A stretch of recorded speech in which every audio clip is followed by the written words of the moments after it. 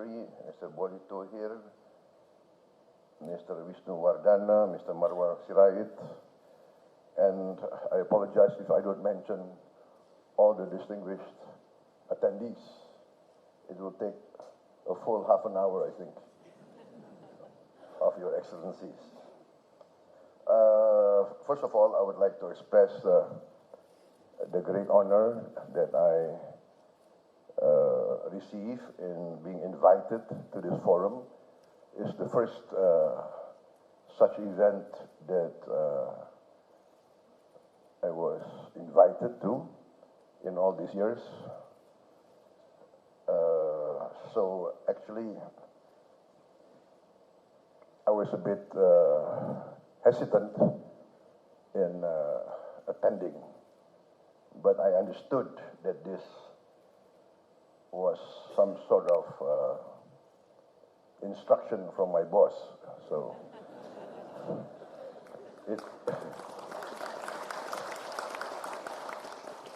one thing I learned in my long career is the golden rule. Golden rule number one, the boss is always right. Golden rule number two, if he's wrong, refer to golden rule number one. And number three, be grateful that he's your boss. So I attend today, and I would like to make some comments. I would like to, first of all, express my admiration for the performance of Bank Mandiri.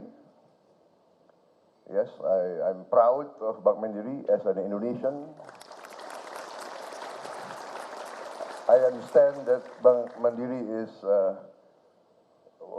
number 300 from the Forbes Global 500, right?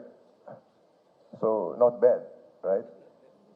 And because I have a personal, emotional tie with Bank Mandiri. I was a client of Bank Mandiri many years ago, and I think my record in Bank Mandiri is not too bad. Pak Darmawan, right? Right, I paid 100% of my debt. 100%, no haircut. No haircut. I think maybe in the history of Indonesia, I think one of the few clients who paid his debt. 100%. And I would like to commend Bank Mandiri.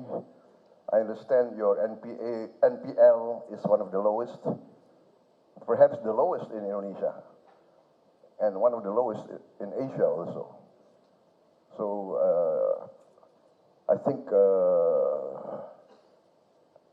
as a citizen of Indonesia, I would like to once again express my appreciation, because what you are managing is the money of the people of Indonesia. This is a great responsibility for you, and you have done well, and I commend you for that. And I would like to express to you that you must continue on this great path of performance. My own grandfather was one of, I think he was the first CEO of the first state-owned Bank of Indonesia, and therefore I think I would like to see this tradition of responsible management, of responsible accountability to the interest of the people of Indonesia be strengthened and be continued. Ladies and gentlemen, I stand here before you actually to express to you again that in the context of what we saw in the video, I think all of you are more expert than me in the world of finance, investment, etc.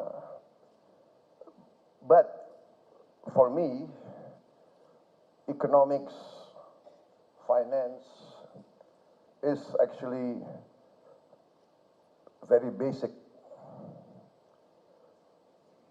I think the economy of a country must address the need, first of all, of the people of that country.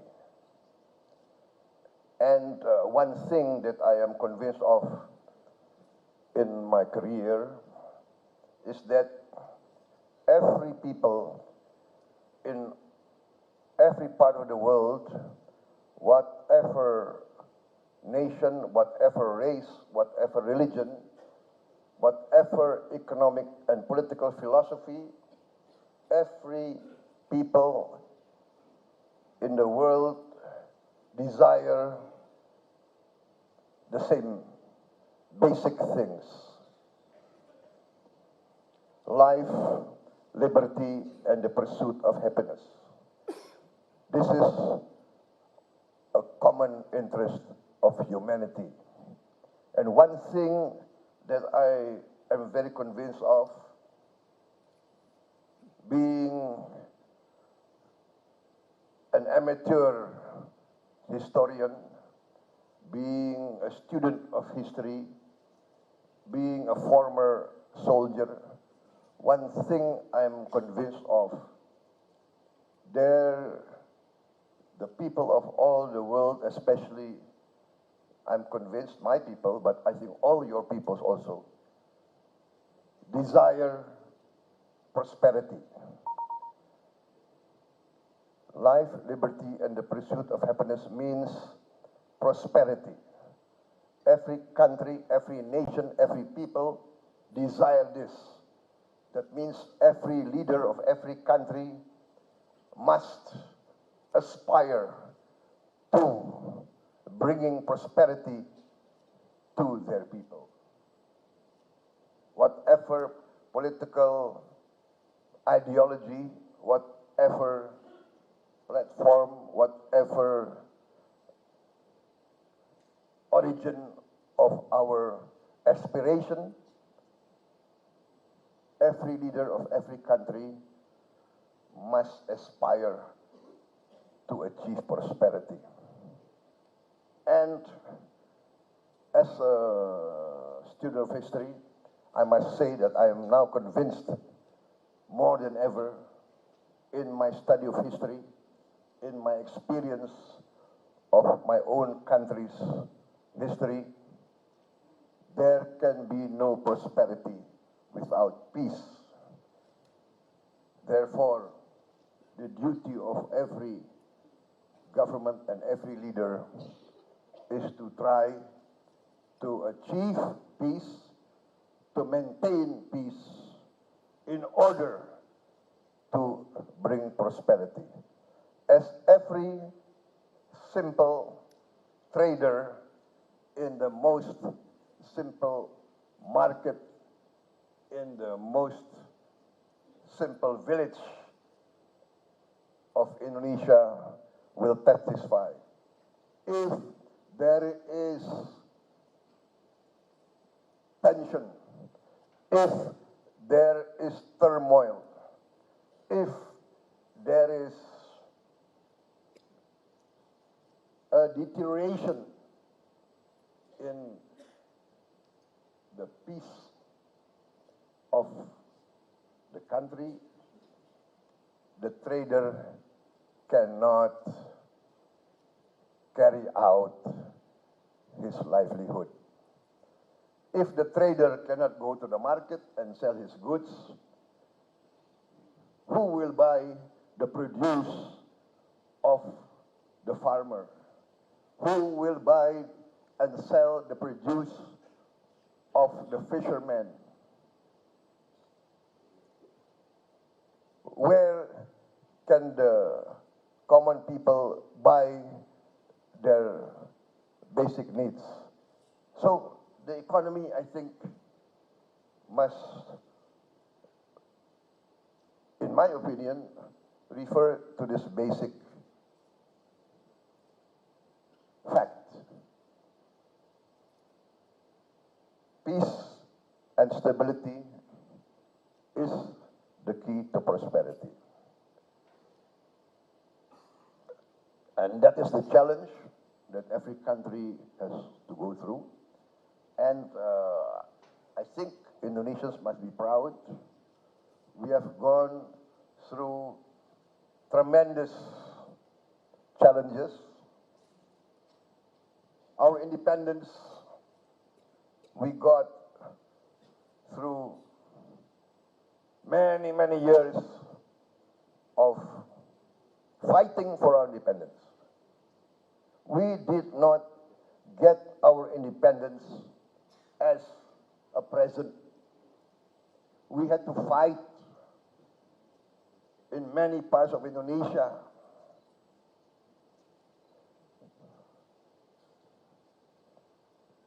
When we achieved our independence through a war in which I think nearly all families of Indonesia have experience of losing one of their ancestors or their grandparents or their parents in this struggle for independence. After we achieved sovereignty, we still had to fight rebellions from the ideological spectrum, from the extreme right to the extreme left, foreign incursions, foreign interventions. So, let us now be proud that we have overcome most of these challenges. In the last 25 years, we transitioned from a strong authoritarian regime to a full-fledged democracy. And I think we are now acknowledged as one of the biggest democracies in the world. We have carried out several elections. I would say real elections. I think I have a lot of experience in participating in these elections. I think I participated in 5 general elections.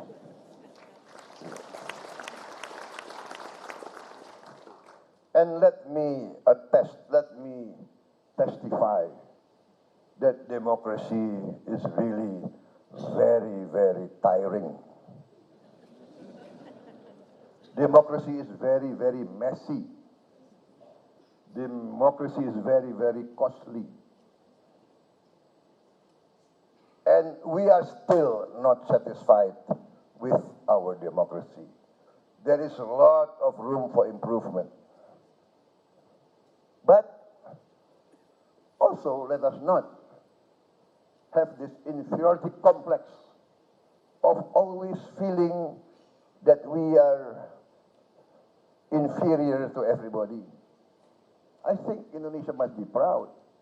In our elections, the turnout is 80% on average. 80%, which is not bad, considering many countries in the home of democracy, sometimes the turnout is less than 50%. and also the size of our country, the vastness of our country. 17,000 islands, spanning the length of Western Europe, the fourth largest population in the world. For instance, in this last election, I could not visit all the provinces of Indonesia.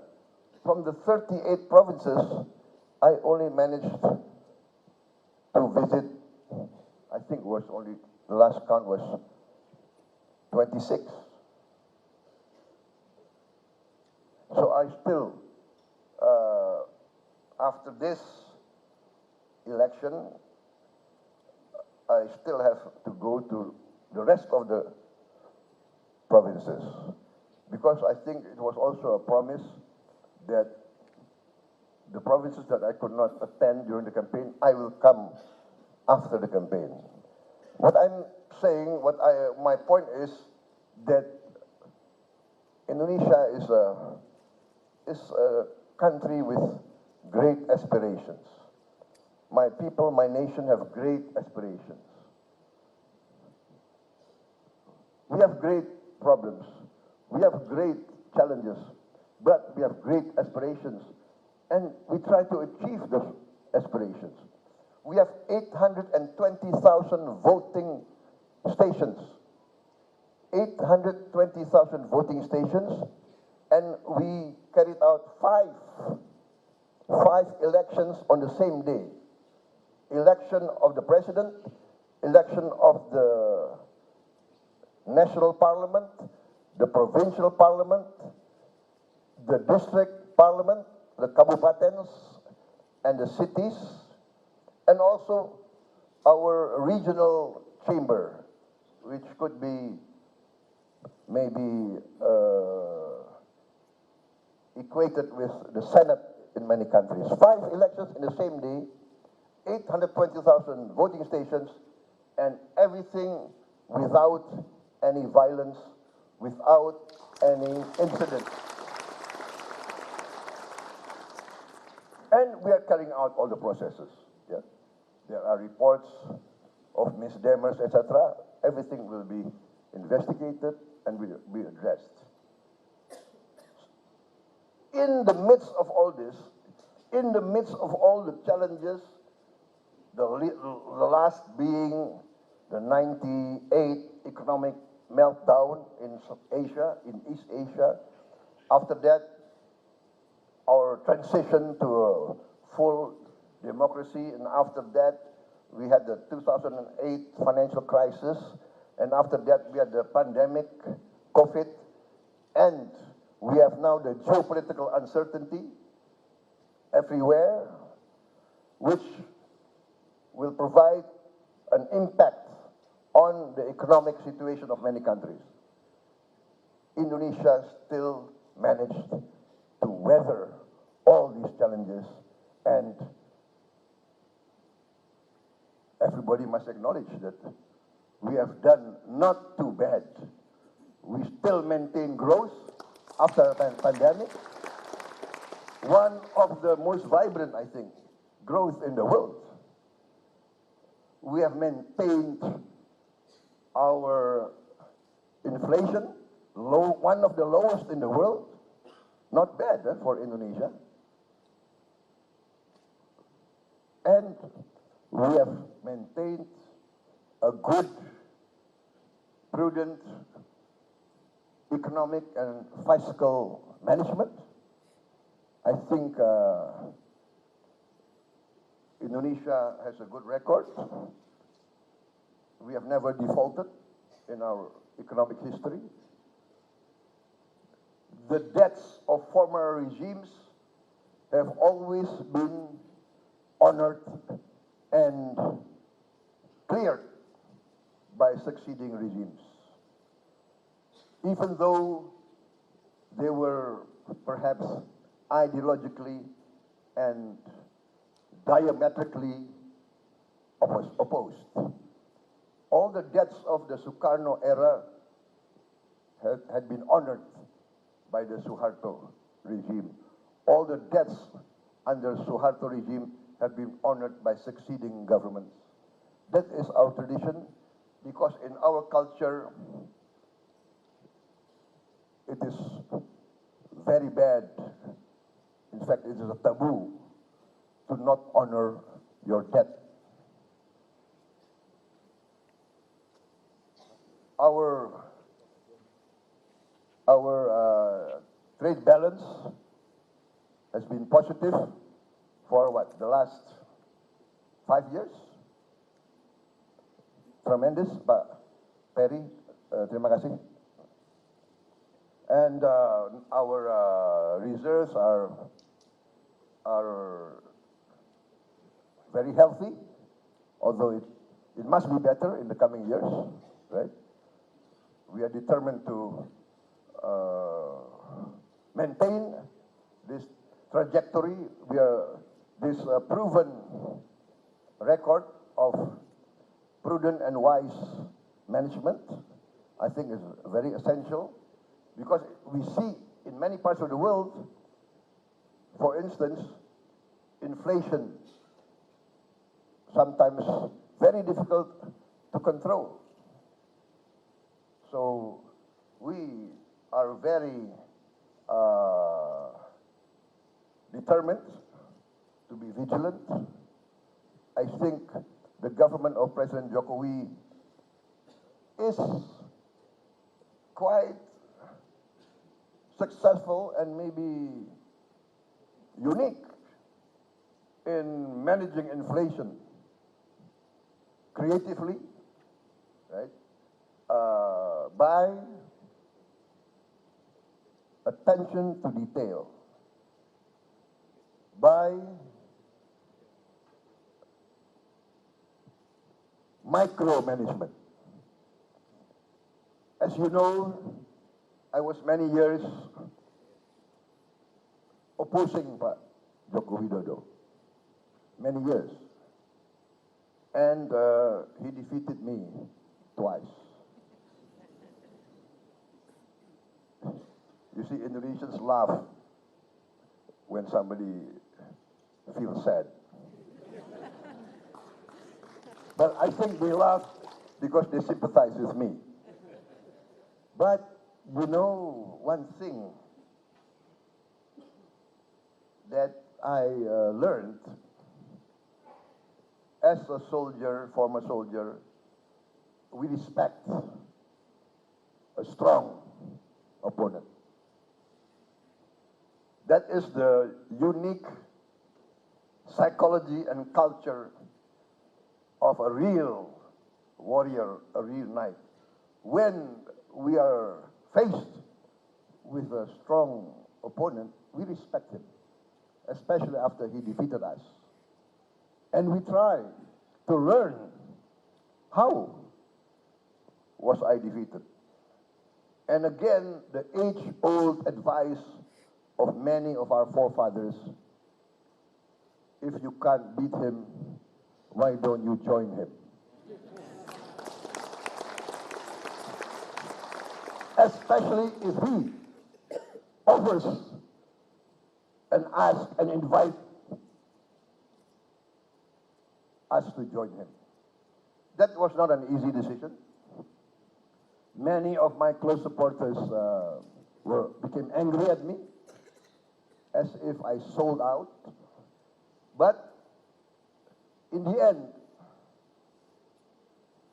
I sensed from the early days that the elements, the values that President Joko Widodo was fighting for were basically the same values that I was fighting for. And when we learn from history, we tend to ask ourselves, if we are fighting for the same value, why don't we combine for the good of the people? Because we want to serve the people. President Jokowi, his focus is always the good of the people, especially the poor and the weak. That is also my focus. I was many years a soldier of the Indonesian National Army. The Indonesian National Army is a people's army. Many people in many societies, especially in the West, do not understand this. Our army is a revolutionary army. The army rose. The army was not commissioned by any king, by any sultan, no.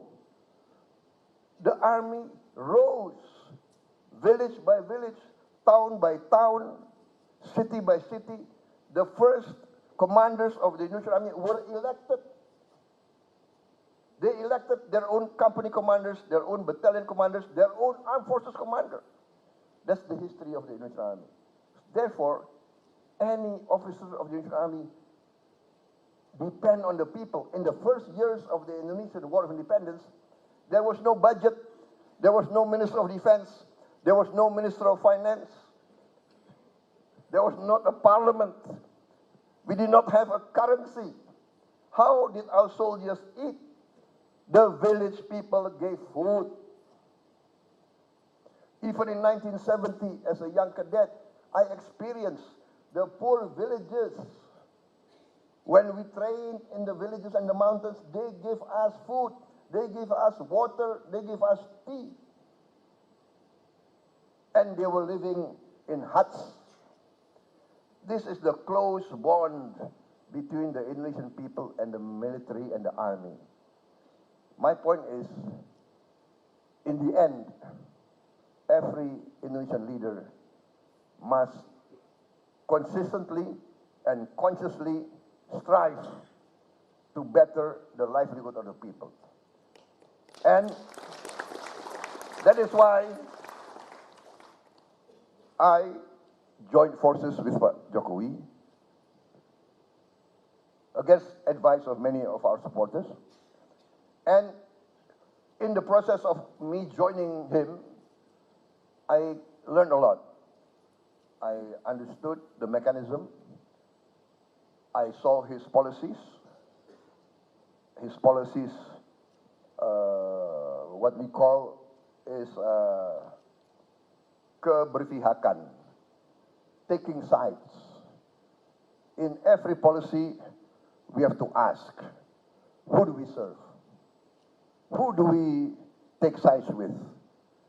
I am convinced that every responsible leader must defend his people and must defend the weakest elements and the poorest elements of society. A few years ago, maybe several decades ago, there are those who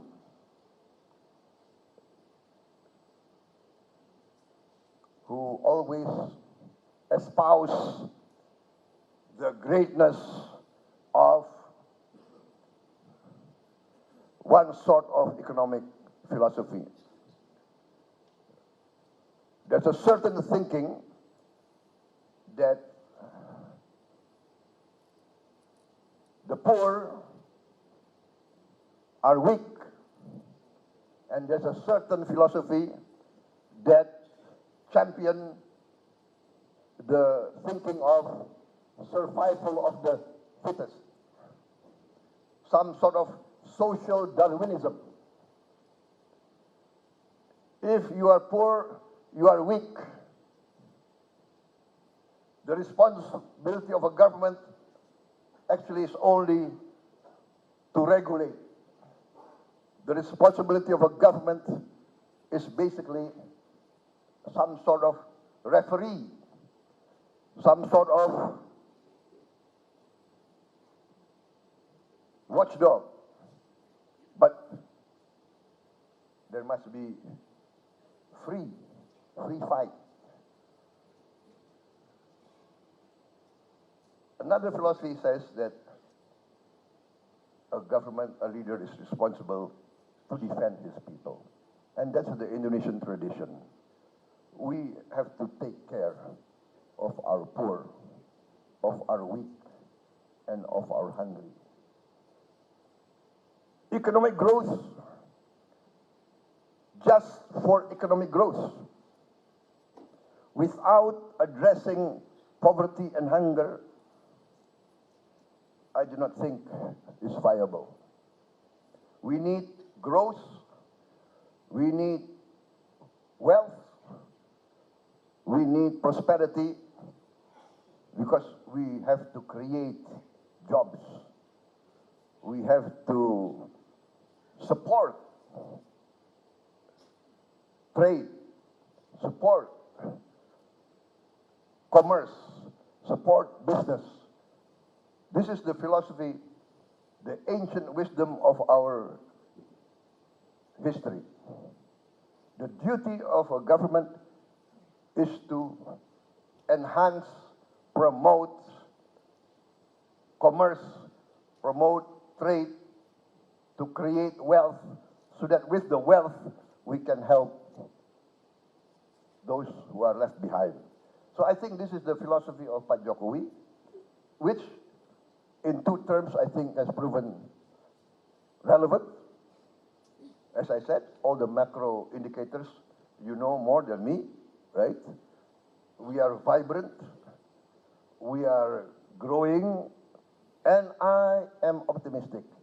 By talking not only with economic experts, I talk with the players. I talk with the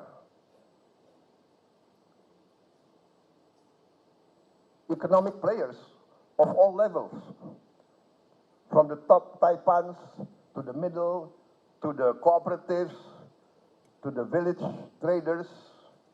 By the way, I was chairman of the Traditional Traders Association for many, many years. I'm still board of patron of that organization, which represent, I think, something like, 16,000 traditional markets. So I get input from all this, and I come out with a view that I'm very bullish. I am very optimistic. We will continue the policies of Joko Widodo, which has been proven relevant, and we will add on to those policies in the same trajectory. We will improve what needs to be improved. We acknowledge there's still too much wastage, there's still too much inefficiency. We must have better management, we must have more efficient structure, we must have more vigilant overwatch, we must cut down on corruption, but that is the beauty or the optimism that technology has brought us. With digital technology, we will have a stronger oversight. We will have easier check and balance. We can have faster accountability. We will cut a lot of inefficiency and wastage. So, basically, gentlemen, inshallah, I will be inaugurated in October 20th.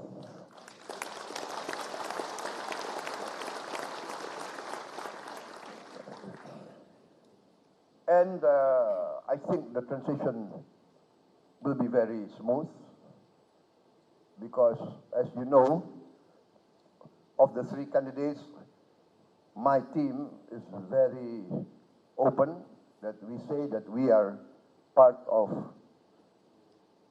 Jokowi's team. We are not shy.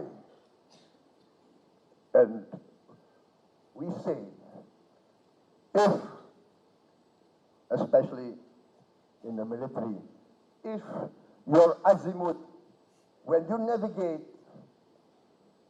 the difficult terrain and the azimuth is bringing you closer and closer to your objective, why take a risk in changing azimuths? There will be an obstacle. Yes, we can overcome that obstacle. There will be a ravine. Yes, we have to overcome the ravine. But the azimuth, the direction is clear.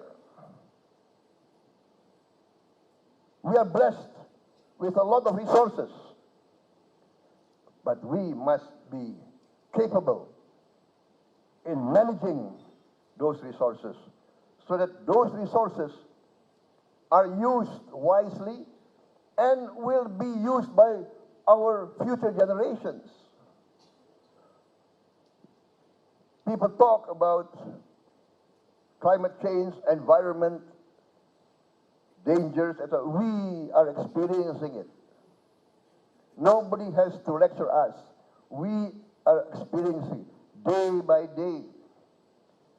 In the northern coast of Java, in the northern coast of this Jakarta,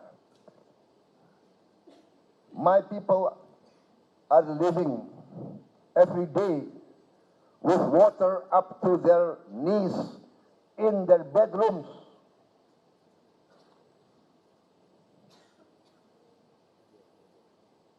This we must address, and this we will address. I'm determined to address that.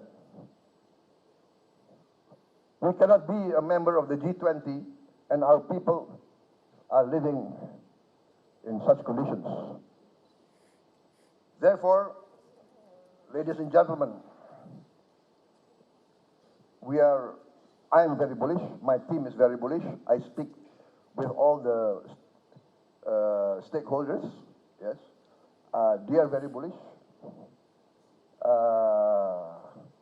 We have a lot of programs, and we have a lot of strengths. We have fundamental strengths, which needs only good management with the help of technology. For instance, our tax ratio can be much improved. I think we are now around, is it 10% now? Yes, 10%. And our neighbors are at 16%. Thailand, yeah, Malaysia at 16%. Vietnam, Cambodia, they're around 16, 17, 18. Room for improvement. Pak Erick, ya, Pak Darmawan, Pak Kartiko, Pak Khatib, please give me a recommendation who will be the Director General of Tax.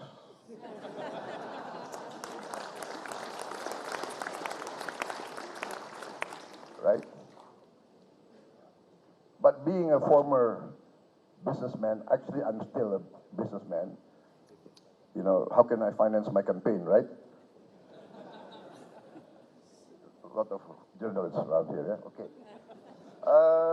What I'm saying is, if Thailand can achieve 16%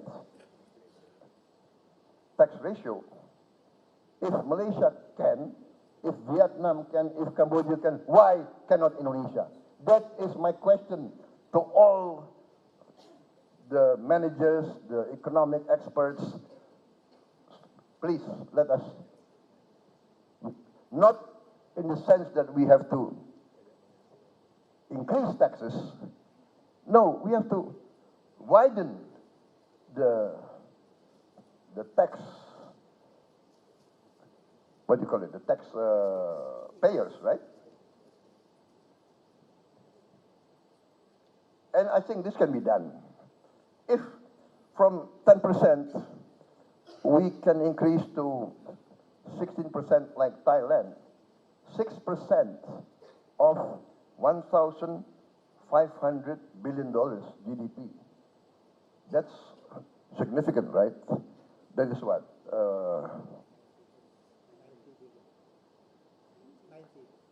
90. That's $90 billion. $90 billion. We have now, I think, one of the lowest ratio of government spending to GDP. One of the lowest in the world. The last figure was 15.5% government spending to GDP. We have also the lowest, I think, debt to GDP ratio. I think we are now at 39%. 39%. We are well under the mandatory 3% cap on our lending. 3%, by mandatory for our deficit towards GDP. We are now, even now, at present, it's about 2%. Projected, I think we can easily go to 2.6, 2.8%. And we will still be under this mandatory 3% ceiling, which is actually, basically, we adopted from the European Union, from the Maastricht Treaty, I think. And interestingly, many strong countries of the European Union do not maintain their own cap. I think France is around 6.8% of GDP. Germany is also around 6%. Italy is around 8%. So Indonesia, not bad. So I must again commend all the economic managers and fiscal managers of this government and the previous governments. So I think this tradition is very strong in our the back of our mind, and that's why I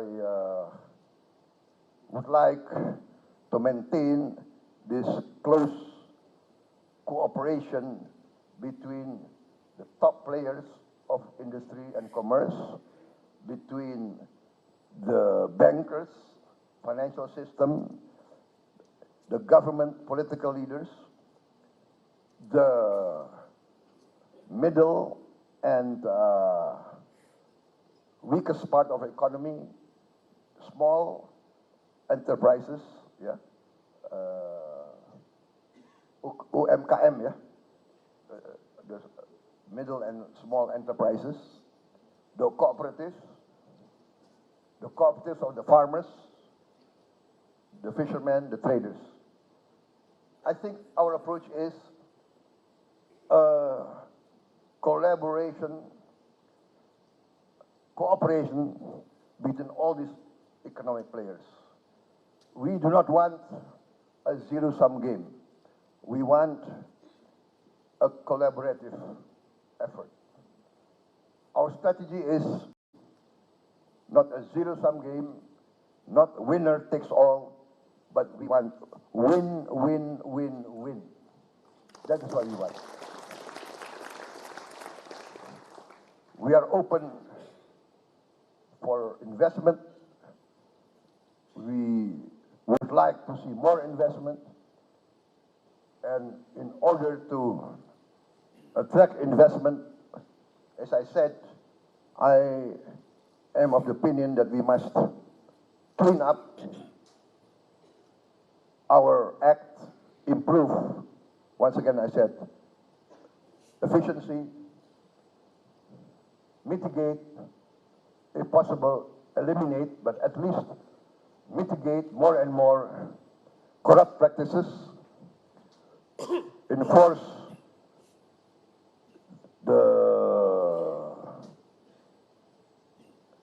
the law, assure all investors, foreign and domestic, they will get the best protection and the best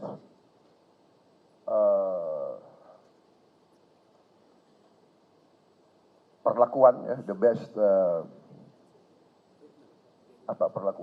the best treatment under the law. Forgive me, because I've been campaigning all these months. My English has been a bit what do you call it, rough. Going forward, as I said, we will continue the good and wise policies of the current government. Even my coalition, the government now is, the name of the present cabinet is Kabinet Indonesia Maju. Right? My coalition is Koalisi Indonesia Maju. So basically, it's the same breed, I think. But we will improve what we have to improve. We will embark on better initiatives, new initiatives that will build on the strong foundation that's laid by the previous presidents. We will strive to have a green economy. We are blessed. We can have biofuel. We can have our diesel from palm oil. We can have our gasoline from ethanol. We will have ethanol from sugar, also from tapioca, cassava. We have some challenges, but we are optimistic. We will be self-sufficient very fast in our food. I think we will be exporting food within 4 years. Within 3 years, we will be self-sufficient. After 4 years, we will be exporting food. We must learn from the best practices of many countries. China performed very well in eradicating poverty.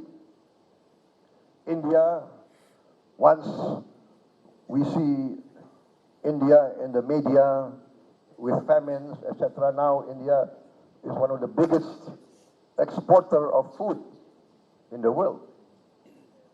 We must learn from the best practices of India, of China, how to alleviate poverty from many countries around the world.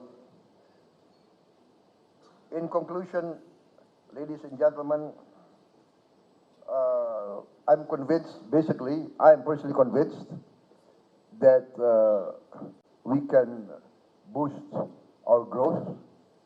My own estimate is within the next 4 or 5 years, we can achieve 8% growth, maybe more. Yeah.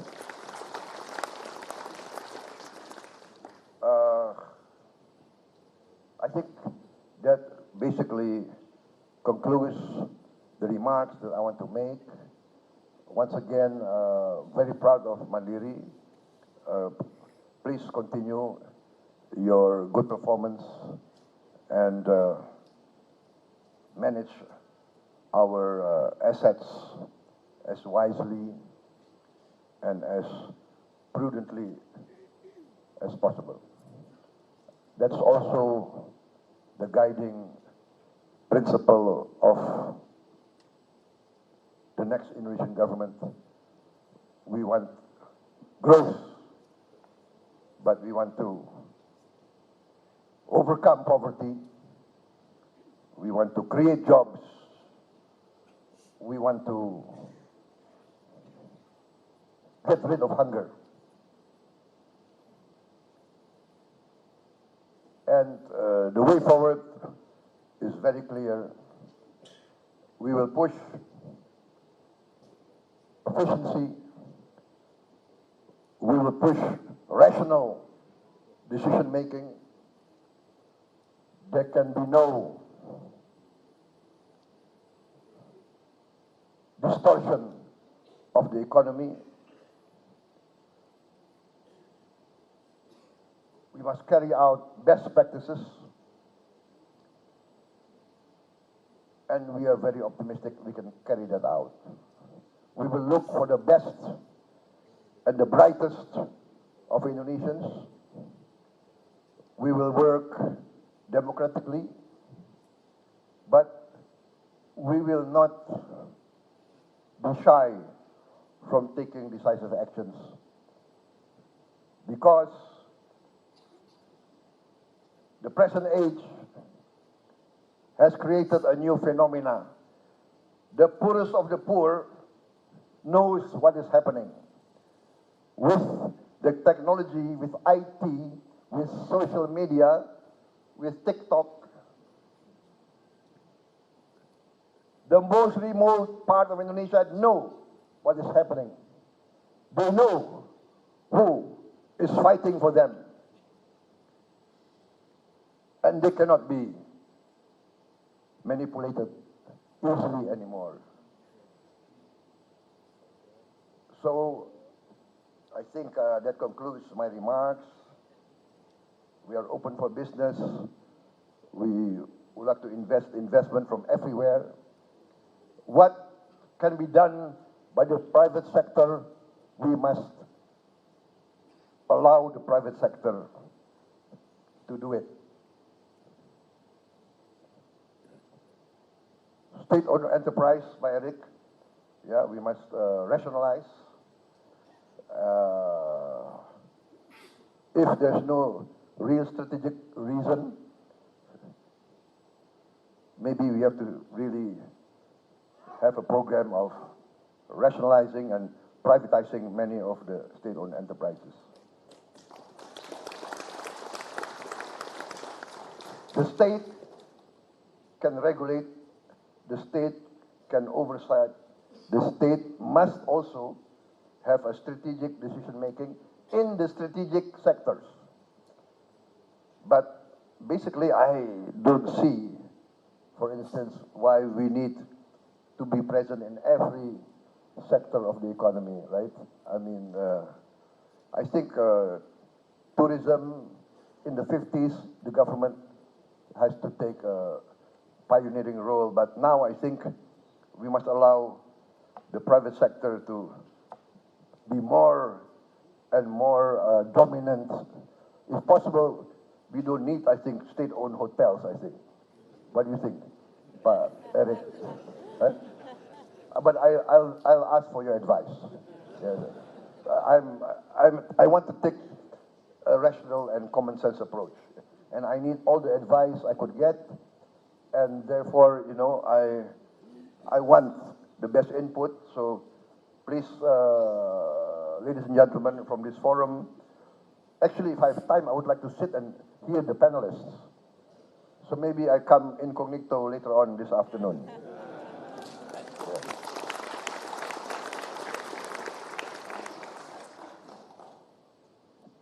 I think that's it.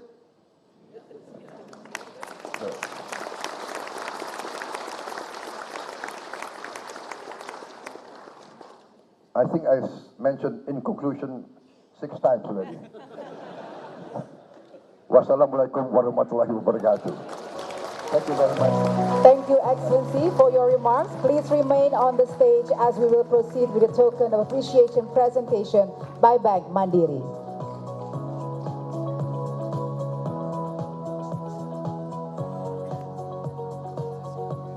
And now we kindly invite the President Director of Bank Mandiri, Mr. Darmawan Junaidi, to come onto the stage and present the token of appreciation.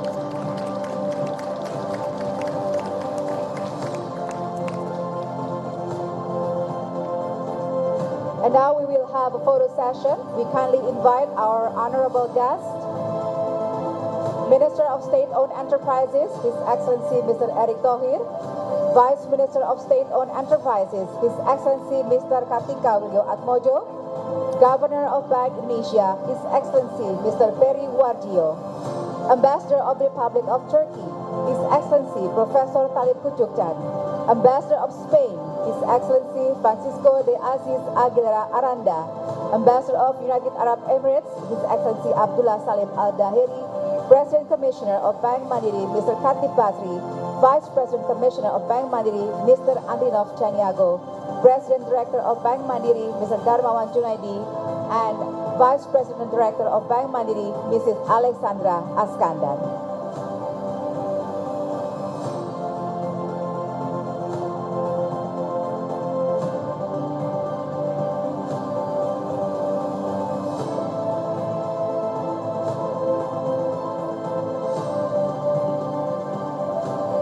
Ladies and gentlemen, let's give a big round of applause for Mandiri Investment Forum 2024.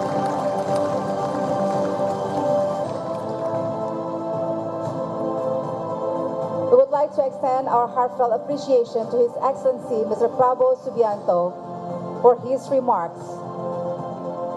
And once again, thank you, Excellency, for attending Mandiri Investment Forum 2024.